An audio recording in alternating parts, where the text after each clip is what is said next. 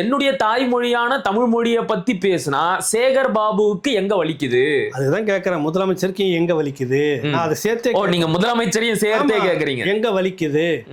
இது வந்து நாடகம்னு சொல்ல வரீங்க? நாடகம். இந்த தமிழ் தேசிய அரசியலை, ஓட்டு அரசியலை மடைமாற்றுவதற்காக ஒரு வாய்ப்பை ஏற்படுத்தி இருக்கிறார்கள். திமுகவும் நீங்களும் சேர்ந்து டிராமா பண்ணீங்களான்னு நினைக்க தோணுகிறது. இவர் செய்யக்கூடியவர் தான். இல்லை, எனக்கு தோணுது செய்யக்கூடியவரா இல்லைன்னு உங்க செயல்பாடு சொல்லட்டும். நான் அப்படி சந்தேகப்படுறேன். நெற்றிக்கண் திறப்பினும் குற்றம் குற்றமே. நெற்றிக்கண் வலையொலி உறவுகளுக்கு வணக்கம். இன்றைய அரசியல் உரையாடலுக்காக நம்முடன் இணைந்திருப்பவர் மூத்த பத்திரிகையாளர், ஊடகவியலாளர் அன்பு அண்ணன் ஏகலைவன் அவர்கள். வாருங்கள், அவருடன் பேசலாம். அண்ணே வணக்கம். வணக்கம். சரிங்க, இதை பொறுத்த வரைக்கும் கோபி நாயனார் அவர்கள் கேட்ட கேள்விக்கு இதுவரைக்கும் திராவிட இயக்கத்தை சேர்ந்தவர்களோ இல்லைனா வதனி அவர்களோ நேரடியா பதிலே சொல்லலை. என்னைக்கு ஒரு கேள்வியை கேட்டால் அதுக்கு வேற ஒரு பதிலை தான் இவங்க சொல்லுவாங்க. ஒடுக்கப்பட்ட மக்களுக்கு ஆதரவாக இவங்க ஒரு போராட்டமும் நடத்தலை அப்படிங்கிறது நல்லா தெரியுது. இதே டெக்னிக்கை முதல்வரும் கையில எடுத்திருக்கிறதா தெரியுது. இன்றைக்கு சட்டமன்றத்துல தமிழக வாழ்வு உரிமை கட்சியின் வேல்முருகன் அவர்கள் சாதிவாரி மக்கள் தொகை கணக்கெடுப்பு தொடர்பாகவும் தமிழ் மொழி கட்டாய பாடமொழியாக ஆக்க வேண்டும் என்பது தொடர்பாகவும் கேள்வி எழுப்பிய போது அவரை அவமானப்படுத்தி சட்டமன்றத்திலிருந்து வெளியே அனுப்பி இருக்கிறாங்க. அதாவது அவர் கேட்ட கேள்விக்கு நேரடியா பதிலே சொல்லலை. நீங்க இப்படியெல்லாம் கேள்வி கேட்பீங்கன்னு எதிர்பார்க்கல, நீங்க மாண்போட நடந்துக்கல அப்படின்னு சொல்லி முதலமைச்சரே சொல்லி கேள்வியிலிருந்து டைவர்ட் பண்ணி அவர் அவமதிச்சு வெளியில அனுப்பியிருக்காங்க. அவர் பேசுற விஷயம் வந்து தமிழ் இனம் மொழி சம்பந்தப்பட்ட விஷயம். அதை நான் வரவேற்கிறேன். இல்லைன்னா அதை நான் வரவேற்கிறேன். அவர் அதை பேசியிருக்கிறாரு. பேசுவதற்கு அனுமதி இல்லைன்றப்ப அது மரபு ஒன்று இருக்குது. மத்தியில் போய் சபாநாயகருக்கு எதிராக அது தன்னுடைய குரலை உயர்த்தி எனக்கு அனுமதி கொடுங்கன்னு கேட்கறதுக்கு. இங்கே வரக்கூடியவர்களாம் தமிழ் படிக்க கற்றுக்கொண்டாலும் அவர்களுக்கு இங்கே வேலை வாய்ப்பில் முன்னுரிமை என்ற வேலை வாய்ப்பில் இடம் இருக்குதுன்றதே தப்பு, அநீதி. வேறு எந்த மாநிலத்திலும் இந்த மாதிரி இல்லை. அதிமுக அரசு இருக்கும்போது செய்தது, பிறகு வந்தோடனே இதை மாற்றி இவங்க கொண்டு வந்திருக்கணுன்ற விஷயத்த பேச வராரு. செய்துட்டீங்க, அதை செய்யுங்கன்னு சொல்ல வராரு. பேசிட்டு போட்டு உங்களுக்கு என்ன வருது அதில்? சரி, அவர் பேசுகிறாரு, சட்டமன்ற உறுப்பினர், பதில் சொல்ல வேண்டியது சபாநாயகர். மிஞ்சி போனால் திமுக கொறடா வந்து எதிர்க்கலாம். சேகர் பாபு யாரு? அந்த கேள்விதான் கேட்கிறாரு. அவருடைய கேள்வியும் ரொம்ப ஆழமானது.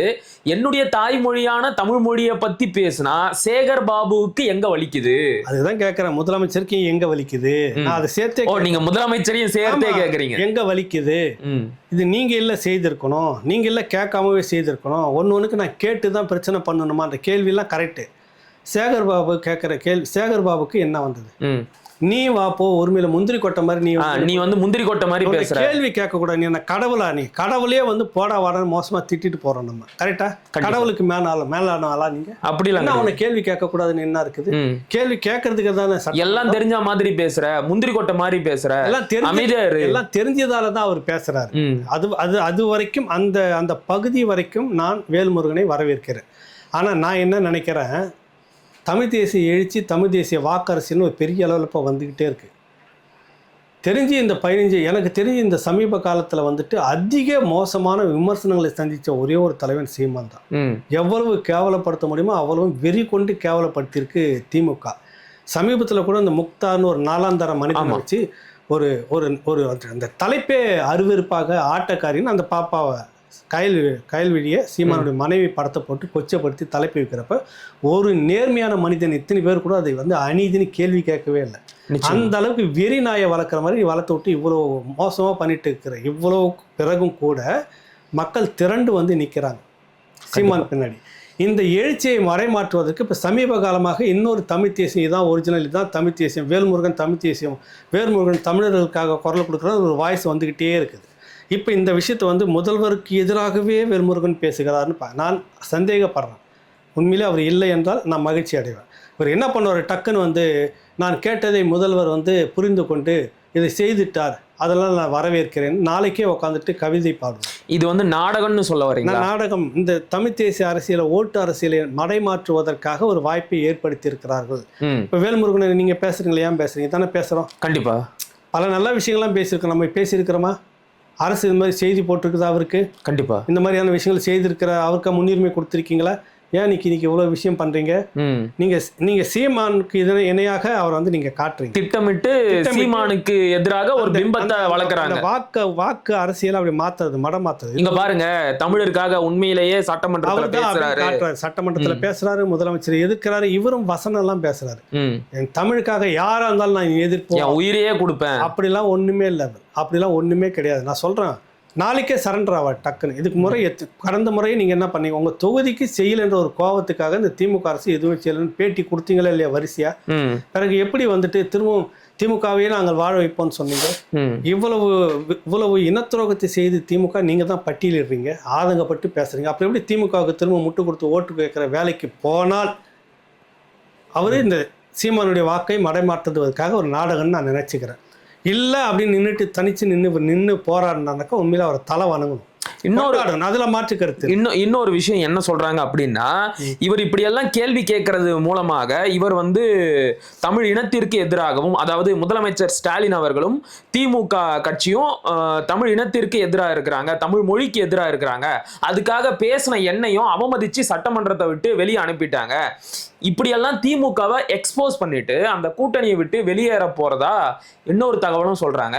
இது எப்படி பாக்குறீங்க? இல்ல, அதை எக்ஸ்போஸ் பண்ண வேண்டியதெல்லாம் அவசியமே இல்லை தம்பி. அவங்க எப்பவுமே அப்படிதான், தமிழருக்கு எதிராகவும் தமிழர் நலனுக்கு எதிராகவும் தமிழர் உரிமைக்கு எதிராகவும் இருக்கிறது தான் இந்த கூட்டம். கண்டிப்பா அதை தெரிஞ்சே இவ்வளவு காலமும் அங்கதான் டிராவல் பண்ணிட்டு இருந்தாரு சகோதரர் வேல்முருகன்.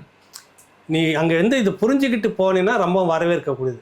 ஆனா இன்னும் அம்பலப்படுத்தணுங்களை, இன்னும் நீங்க மக்கள் மத்தியில பேசினால் அது வரவேற்கக்கூடியது. ஆனால் திமுக கூட திரும்ப நீங்கள் போய் சேர்ந்துக்கிட்டு இப்போ பேசுனதுக்கெல்லாம் அர்த்தமே இல்லாமல் போச்சுன்னா உங்களுடைய நோக்கம் என்னன்னா அந்த மடை மாற்றுவது, திமுகவை நீங்களும் சேர்ந்து ட்ராமா பண்ணீங்களான்னு நினைக்க தோணுகிறது. இவர் செய்யக்கூடியவர் தான். இல்லை, எனக்கு தோணுது செய்யக்கூடியவரா இல்லைன்னு உங்கள் செயல்பாடு சொல்லட்டும். நான் அப்படி சந்தேகப்படுறேன். உண்மையிலே நீங்கள் நல்லவர் தான், தமிழ் தேசிய பற்றுள்ளவர் தான், இல்லைன்னு நான் மறுக்கலை, அவருக்கு தெரியாது. இந்த விஷயத்தை பொறுத்த வரைக்கும் நீங்கள் இப்போ ஒரு விஷயத்தை அம்பலப்படுத்தியிருக்கேன், இந்த திமுக தமிழர் நலனுக்கு எதிரானது அப்படின்னு அம்பலப்படுத்தி பேட்டியெல்லாம் கொடுத்துட்டீங்க, கரெக்டா? கண்டிப்பா. அந்த இடத்துல அப்படியே நின்றுட்டீங்கன்னா நான் சொன்ன இந்த பகுதியெல்லாம் வராது. இந்த மடைமாற்ற வேலை அப்படிங்கிறது வராது. நீங்களாவே இருக்கு, உண்மையா தான் இருக்கிறீங்க, மக்களுக்காக இருக்கிறீங்க. ஒரு தலை வணங்குறோம், சல்யூட் அடிக்கிறோம், உங்க பின்னாடி வர்றதுக்கு மக்கள் தயாரா இருப்பாங்கன்னு சொல்லிட்டு. ஆனால் நீங்க டக்குன்னு நாளைக்கு என்ன பண்ணுவீங்க? மறுபடியும் திமுகவுக்கு ஆதரவாக புரிந்து கொண்டார், தவறாக புரிஞ்சுக்கிட்டார், அப்புறம் என்கிட்ட பேசிட்டாரு, திமுகவை தான் வாழ வைப்போம் நீங்க சொன்னீங்கன்னா அப்புறம் நீங்க யாருன்ற கேள்வி வருதா இல்லையா? இதான் நான் அவருக்கு வைக்கிறேன். யாருடைய கைக்கூலியா இருந்து செயல்படுறீங்க அப்படின்னு நாங்களே யோசிக்க வேண்டியது வரும். யோசிக்க வைக்க வேண்டியது. இன்னொரு விஷயம் என்ன சொல்றாங்கன்னா, இப்ப நான் சொன்ன மாதிரி இப்படி எல்லாம் திமுகவை எக்ஸ்போஸ் பண்ணிட்டு பண்ணாலும் தாவேகாவிற்கு போவதாகவும் சொல்றாங்க. எங்க போனால தாவேகா போகட்டும் இல்ல அதிமுக போகட்டும் வரவேற்கக்கூடியது. இவர் இப்படிப்பட்டவர்கள் அம்பலப்படுத்துறாருல, அது வரைக்கும் நம்ம அவரை கொண்டாடணும், அவரை மகிழ்ச்சியை ஏத்துக்கணும். திமுகவை அம்பலப்படுத்துறத நாம வரவேற்கணும். ஆமா, ஏன்னு கேளு, அது இந்த மண்ணுக்கும் இந்த மக்களுக்கும் இந்த இனத்துக்கும் ஒட்டுமொத்த எல்லா இனத்துக்கும் அது ஒரு குடும்பம். அந்த குடும்பத்துக்கு தூக்கி பிடிக்கக்கூடியவர்கள் மட்டுமே கோட்டீஸ்வரர்களாக ஆகணுன்ற அரசியல் இதுக்குள்ள இருக்குது. நான் சொல்றது தெலுங்கு சமூகத்தை மக்களை பகையால், அந்த மக்கள்ல இருக்கக்கூடிய 90% பேர் இன்னைக்கும் ஏழைகளாக தான் இருக்கிறாங்க, இன்னைக்கும் அதிகாரம் எட்டாம தான் இருக்கிறாங்க. ஒரு குடும்பம் மட்டும் இவர்களையெல்லாம் காட்டி பிழைச்சி கொண்டு இருக்குது. இது அரசியல் கிடையாது, இது ஜனநாயகம் கிடையாது, இது மக்களுக்கான அரசியலே இல்லை. இதை தூக்கி போடணும்னு தான் நான் சொல்ல வரேன். புரியுதுல உங்களுக்கு? அதிமுக செய்தாலும் போராட்டத்துக்கு ஒரு பயம் இருக்கும், அந்த மக்களுக்கு மதிப்பு கொடுத்தது, போராடுவதற்கு ஒரு அச்சம் வந்தது. கைது பண்ணி வச்சாலும் கூட மீத்தேன்னு வெறிகொண்டு வந்தாலும் கூட டக்குன்னு பின்வாங்குது. ஸ்டெர்லைட் நடந்தோடனே டக்குன்னு முதலமைச்சர் சொல்றாரு, எனக்கு தெரியாம டிவி பார்த்து தெரிஞ்சுக்கிட்டேன், அதை சொல்லி காட்டுறாரு. அவரு வெள்ளந்தியா சொல்லி இருக்கிறார், நியாயப்படுத்தலை. அந்த நிர்வாகம் அப்படி இருந்தது. அதைத்தான் நீங்க சொன்னீங்க, பாஜகவுடைய கைக்கூலி அரசு நடத்துறதெல்லாம் அங்கே ஒரு பொம்மைன்னு சொன்னீங்க. சரி, நீங்க இன்னைக்கு எத்தனை விஷயங்கள் நடந்துகிட்டு இருக்குது? நீங்க யாருக்கு பொம்மையா இருந்துட்டு ஏன் இவ்வளோ கைது பண்றீங்க? ஏன் இவ்வளோ பொதுக்கூட்டம் போறதுக்கு இவ்வளோ நெருக்கடியை கொடுத்துட்டு இருக்கிறீங்க? இதுக்கெல்லாம் அம்பலப்படுத்திட்டு அவர் அந்த பக்கம் போனார்னா வரவேற்கக்கூடியது. நீங்க இவ்வளோ வசனம் பேசுனதுக்கு பிறகும் திமுக கூட இருந்தீங்கன்னாக்கா உங்க சந்தேகப்பட வேண்டியது இருக்குது. இல்லை, சீமான் ஓட்டை மடைமாற்றுவதற்காக நீங்க செய்யறீங்களான்ற கேள்வி வருதா இல்லையா? தப்பு. நிச்சயமா. நான் அவரை குறை சொல்லலை, நீங்க இது வரைக்கும் வந்துட்டீங்க, எடுத்த ஸ்டாண்ட்ல உறுதியா இருந்துட்டீங்கன்னா வரவேற்கக்கூடியது. இல்லைன்னா நீங்க இதை மடமாத்த உடைக்கிறதுக்கான வேலையை தான் நீங்க செய்யறீங்கன்னு அர்த்தம். அதுக்கு தான் டிராமான்னு நான் நினைக்கிறேன். சரிண்ணா, இறுதி கேள்வி. இன்னைக்கு வந்து ஒரு தகவல் வெளியாயிருக்கு. தெலுங்கானா அரசு கடந்த மாதங்களில் எடுத்த ஜாதிவாரி மக்கள் தொகை கணக்கெடுப்பை அடிப்படையாக வைத்து அந்த மாநிலத்தின் இடஒதுக்கீட்டின் அளவை 50 விழுக்காட்டுல இருந்து 70 விழுக்காடு வரைக்கும் உயர்த்தி கொடுத்திருக்கிறாங்க. தெலுங்கானா மாநில அரசால் ஜாதிவாரி மக்கள் தொகை கணக்கெடுப்பை எடுக்க முடியும் போது தமிழ்நாடு அரசால ஏன் முடியல? எப்ப கேட்டாலும் இதுக்கான அதிகாரம் எங்க கிட்ட கிடையாது, ஒன்றிய அரசு தான் எடுக்கணும் அப்படின்னு சொல்லி முதலமைச்சர் கையை விரிச்சிடுறாரு. என்ன காரணமா இருக்கும்? எடுக்கலாமே, இவங்க நினைச்சா எடுக்கலாம். தெலுங்கானா வந்து பாகிஸ்தான்ல இருக்கு தம்பி. என்னன்னு இல்லப்பா, விளையாட்டுகள்ல அதனால அவங்க எடுத்துடலாங்க. இவர் இந்தியாவுக்குள்ள இருக்கிறார். தெலுங்கானா முதலமைச்சர் வந்துட்டு பாகிஸ்தான் கண்ட்ரோல்ல இருக்கிறார். அவர் சுதந்திரமா செயல்பட முடியுது. இவர் இந்தியாவுக்குள்ள இருக்கிறதால அவர் கையை கட்டி வச்சிருக்காங்க போல இருக்கு. அதனால தான் இந்தியாவே கணக்கெடுப்பு நடத்து, இந்தியாவே பிரதமரே கணக்கெடுப்பு நடத்து. தெலுங்கானா மட்டும் கிடையாதுன்னா, பீகார் எடுத்துருச்சு, ஆந்திரா எடுத்துக்கிட்டு இருக்கு, கர்நாடகா எடுத்துருச்சு. எத்தனை வேணாலும் சொல்லு, இது எல்லாமே இந்தியாவுக்குள்ள இல்ல, வெளியில இருக்குது. எங்களை பொறுத்த வரைக்கும் அப்படிதான். நாங்க மட்டும்தான் மோடி கொடுங்கோல் ஆட்சியின் கீழே இருக்கிறோம். உங்களுக்கு அந்த கஷ்டம் தெரியாது, புரியுது? என் குடும்பத்துக்கு ஒண்ணுன்னா மட்டும் உடனே போய் பார்த்து பேசுவோம், அடுத்த நாள் சைலண்டா போகும். சமூக நீதி சமூக நீதினு பேசுறாங்க. சமூக நீதிக்கு அடிப்படையே இந்த கணக்கெடுப்பு தான். எடுத்துட்டு போக வேண்டியது தானே. அவங்க எல்லாம் எடுக்கிறாங்க, நீங்களும் எடுங்க அப்படின்னு கேட்கறோம். ஆனா எப்ப கேட்டாலும் அதுக்கு பதில் சொல்லாம வேற ஏதோ ஒரு விஷயத்தை நோக்கி டைவர்ட் பண்ணி விட்டுறாரு. இப்ப தெலுங்கானாவில் துணிச்சலா எடுக்கிறாங்கன்னா என்ன காரணம்? அங்க யார் முதலமைச்சர்? காங்கிரஸ், ரேவந்த் ரெட்டி. யாரோ ஒருத்தர். எந்த இனத்தை சேர்ந்தவர்? அந்த இனத்தை சேர்ந்தவர். அந்த மக்களுடைய விஷயங்கள்ல யாராருக்கு எவ்வளவு பாதிக்கப்பட்டிருக்காரு கொடுக்குன்ற அக்கறை செய்திருக்காங்க. நிதிஷ்குமார் எடுத்தாருன்னா அவர் யாரு? அவர் பீகாரி. எந்த மண்ணை சேர்ந்தவர்? அந்த மண்ணை சேர்ந்த. எந்த மொழியை சேர்ந்தவர்? அந்த மொழியை சேர்ந்தவர். சரியா? அவருக்கு அக்கறை இருக்குது, எடுத்தார். பலரையும் இப்படி சொல்லலாம். ஆந்திரா யாரு? ஆந்திரா வந்து நம்ம சந்திரபாபு நாயுடு. அவர் என்ன மொழி? தெலுங்கு மொழி. ஆந்திரா மண்ணை சேர்ந்தவர் சொல்றாரு. எடுத்துட்டு இருக்கிறாங்க. நீங்க யாருன்ற கேள்வி பதில் சொல்லுங்க. அதான் எடுக்க மாட்டேங்கிறாங்களா? புரியுது இல்ல? இங்க எடுத்துட்டாக்கா இத்தனை காலமும் போட்டிருந்த ஒரு வேஷம் கலைஞ்சிரும். டேய், இவ்வளவுதான் அவங்க விஷயமா அப்படின்ற கேள்வி வரும். புரியுதில்ல உங்களுக்கு? நீ இது வரைக்கும் மக்களை உட்காந்து ஏமாத்திட்டு புலி வருது புலிக்கு பயந்தவங்களாம் என்கிட்ட வந்து ஏமால படுத்துக்கணும்னு சொல்லியே கதை ஓட்டிட்டு இருக்கிற. புலியும் வரல, ஒன்றும் வரல, நீ மட்டும் தின்னு கொழுத்துட்டு வளர்ந்துட்டு இருக்கிறீ அப்படின்னு தெரிஞ்சு போயிடுமா இல்லையா? கண்டிப்பா. நீங்க 2 கோடி, நான் 2 கோடின்னு பெரும் சமூகம் இங்க இருக்குது. வடக்க வன்னியரும் பறையர்களும், தெற்கே வந்து அது மாதிரி தேவேந்திரரு, நாடாரு எல்லாரும் இருக்கிறாங்க. இவர்கள் ஆளணுமா? ஒரு 25,000 பேர் வச்சுட்டு இருக்கிற நீங்க ஆளணுமா? கண்டிப்பா பெரும்பான்மை சமூகம் வந்து ஆளணும் அப்படிங்கிற அடிக்கடி கேட்கிறாரு, அடிக்கடி கேட்டுக்கிறாரு. உன் குடும்பத்திலே போட்டு எப்படி உனக்கு மட்டும் பதவி, இன்னொரு உன் பிள்ளைக்கு துணை முதலமைச்சர் பதவி அங்கிருந்து தான் வரணுமா? இது சனாதானம் இல்லையா? இது என்ன காரணம்னா, இந்த கணக்கெடுப்பு எடுத்துட்டாக்கா நீ எவ்வளவு இருக்கிற, நான் எவ்வளவு இருக்கிறோம், இது வரைக்கும் உங்ககிட்ட நான் எவ்வளோ திருடி தின்னு இருக்கிறேன், என்கிட்ட இருந்து எவ்வளோ திருடி தின்னு இருக்கிறோன்னு தெரிஞ்சிடும். இது திருட்டு கும்பலான அம்பலப்பட்டு போயிடுவோம். அதனால பார்ப்போம், மோடி மேலே பழியை போட்டுருவோம் நம்மன்னு மோடியை சொல்லிட்டு உட்காந்துட்டு இருக்கிறாரு. உடனே மாதிரி முதலமைச்சர் தான் நாங்கள் இதெல்லாம் எடுத்து நடத்தியிருக்கிறாங்க இல்லையா? இந்தியாவுக்குள்ளார அதுக்கு என்ன சட்டம் இருக்குதோ அதே தானே தமிழ்நாட்டுக்கு இருக்கும். கண்டிப்பா. ஆந்திராவுக்கு ஒரு சட்டம், உங்களுக்கு ஒரு சட்டம். அப்படிலாம் தெலுங்கானாவுக்கு ஒரு சட்டம், உங்களுக்கு ஒரு சட்டம். பீகாருக்கு ஒரு சட்டம், உங்களுக்கு ஒரு சட்டம் தான் இருக்குது. இல்லை, எல்லா முதலமைச்சருக்கும் ஒரே இது தானே. அவங்களெல்லாம் எடுக்கும்போது நீ மட்டும் ஓடி பதங்கிறதுக்கான காரணம் என்னன்னா, இதுதான் திராவிடியன் மாடல், இதுதான் 420, இதுதான் சீட்டிங், இதுதான் ஏமாற்று பேர், இதுதான் மோசடி. மக்கள் தான் புரிஞ்சுக்கணும் அதை. இதை மக்கள் வந்து புரிஞ்சுக்கிட்டு, இன்னும் நான் ஜென்மாந்திரத்துக்கு எங்களுடைய குடும்பமே திமுகவுக்கு வாக்கப்பட்டது சொல்லுவாங்க நிறைய பேர். பரம்பரை உன் பரம்பரைலாம் குப்பை தொட்டில் போடு, அவன் பரம்பரை தான் குடும்பம், ஒரு குடும்பமே. ஆமாம். தெலுங்கு பிற மொழி மக்களை குறை சொல்லவே, அந்த மக்களும் சேர்ந்து இதில் பாதிக்கப்பட்டிருக்கிறாங்க ஒரு குடும்பத்துக்காக. அந்த குடும்பத்துக்கு முட்டு கொடுக்குறது யாரு? துரைமுருகன் அவரும் ஒரு வாரிசை கொண்டு விட்டார். பொன்முடிக்கு ஒரு வாரிசை கொண்டு விட்டார். நேரோட இப்படியெல்லாம் வாரிசுகளாகவே உள்ளே வந்துருச்சு. இன்னொரு குட்டி ஜமீன்தார் ஆட்சி வந்துருச்சுங்க. இவர் மாமன்னர், இவர் கீழே ஜமீன்தார்கள், பாளையக்காரர்கள். அவருக்கு அடுத்தது முதல் பாளையக்காரர் போயிருக்கிறாரு துரைமுருகன், பொன்முடி, நேரு. அடுத்த பாளையங்கள் அவங்களுடைய வாரிசு வந்து ஆள தொடங்கிடுச்சு. அப்போ அங்கே இருக்கிற தெலுங்கனும் பாதிக்கிறான், அங்கே இருக்கக்கூடிய தமிழனும் பாதிக்கிறான், இன்னும் பிற மதத்தின இருக்கிற மொழிக்காரனும் இனத்துக்காரனும் பாதிக்கிறான். எல்லாம் பாதிக்கப்படுறது கீழ்நிலையில் இருக்கிற ஒட்டுமொத்தம் நம்ம தான் பாதிச்சுட்டு இருக்கிறோம். நம்ம குடும்பம் ஒட்டுமொத்தம் ஒரு குறிப்பிட்ட ஒரு கூட்டு குடும்பம் கொள்ளையடிப்பதற்கு இந்த நாடு பலியாகி கொண்டிருப்பது. சரியானவர்களாக இருந்தால் சாதிவாரி கணக்கெடுப்பு நீ நடத்தியிருக்கணும்.